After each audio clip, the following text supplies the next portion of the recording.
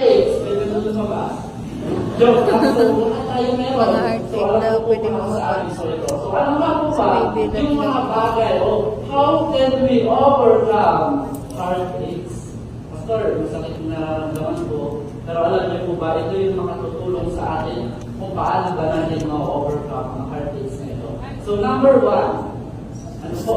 Trust in God's promises.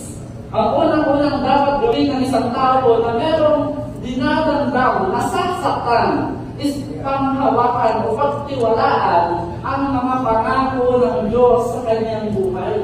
Amen po ba? Kasi marami po sa atin alam lang itong sinasabi na ito na trust in God's promises. Pero kapag nandun na tayo sa sitwasyon na yun, napakahirap pagtiwala sa mga pangako ng Diyos. Minsan nga po, pag nasaktan ka, sasabihin ka ng group leader mo na, alam ko, yan yung application eh, yun yung mga